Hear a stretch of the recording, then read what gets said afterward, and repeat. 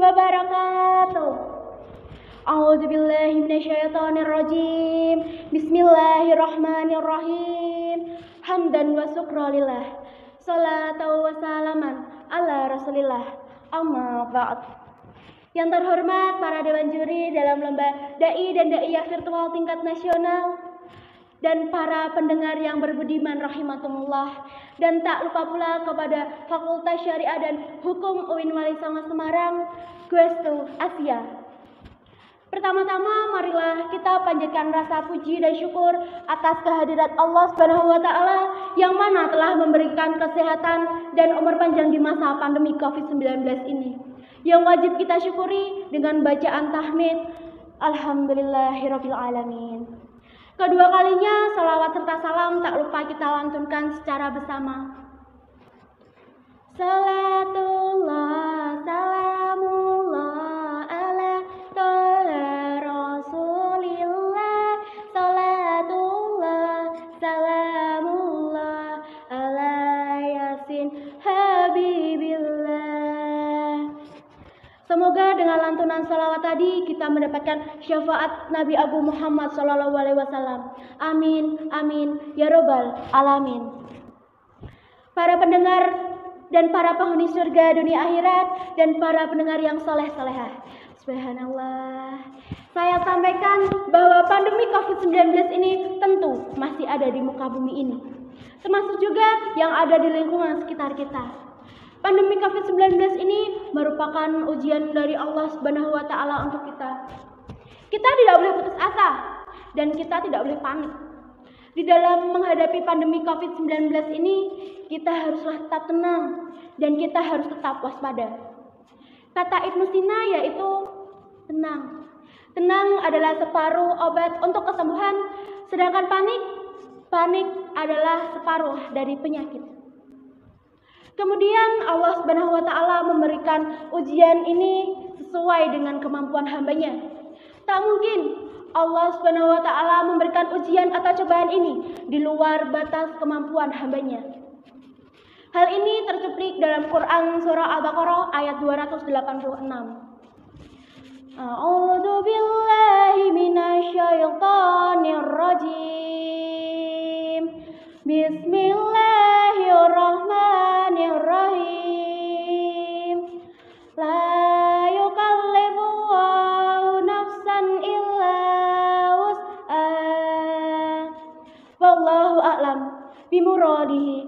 Artinya, Allah tidak mungkin membebani seseorang melainkan sesuai dengan kesanggupannya. Quran surah Al-Baqarah ayat 286. Usaha dan ikhtiar harus dilakukan secara berkesinambungan. Hal itu merupakan tindakan kita dengan sebaik-baiknya. Menerapkan protokol kesehatan berupa 5M adalah salah satu contoh ikhtiar kita yang nyata dengan sebaik-baiknya. Apa saja sih 5M itu? 1. Mencuci tangan menggunakan sabun untuk menghilangkan kuman. Yang kedua, memakai masker untuk menghindari kita dari virus. Yang ketiga, menjaga jarak, karena yang kedekatan itu belum tentu ada kepastian, maka jagalah jarak minimal 1 meter. Yang keempat, menjauhi kerumunan. I'm single, I'm healthy. Artinya, aku sendiri, aku sehat. Dan yang terakhir, mengurangi mobilitas masyarakat. Stay at home. Selain itu, ikhtiar batiniah sangatlah penting pula dengan cara berdoa dan meningkatkan kualitas ibadah kita kepada Allah Subhanahu wa taala di setiap harinya. Janganlah kalian merasa lelah dan janganlah kalian merasa bosan dalam menjalani ikhtiar rohani ini berupa berdoa. Ayunkanlah doa kalian di setiap harinya demi keselamatan keluarga kita, tetangga kita, negara tercinta kita, dan bahkan makhluk yang ada di muka bumi ini. Keselamatan dunia dan keselamatan akhirat. Rabbana atina fid dunya hasanah wa fil akhirati hasanah wa qina adzabannar. Artinya, wahai Tuhan kami, berikanlah kepada kami di dunia ini akan kebaikan, dan berikanlah kepada kami di akhirat akan kebaikan, dan lindungilah kami dari azab neraka. Bagi orang Islam, doa merupakan pedang yang paling ampuh yang dimiliki oleh umat beragama Islam.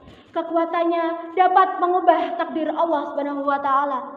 Dan Allah memerintahkan kita untuk meminta dan berdoa kepadanya yang sesuai dengan firman-Nya, Quran surah Ghafir ayat 60. A'udzu billahi minasyaitonir rajim.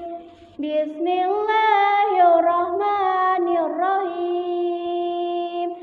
Wa qala rabbukum ud'uni astajib lakum. Wallahu a'lam bimuradihi. Artinya, berdoalah kalian kepadaku. Allah sesungguhnya akan kukabulkan bagi kalian. Quran surah Ghafir ayat 60. Pada masa pandemi COVID-19 ini, banyak keluarga kita, banyak saudara kita yang terkena dampaknya.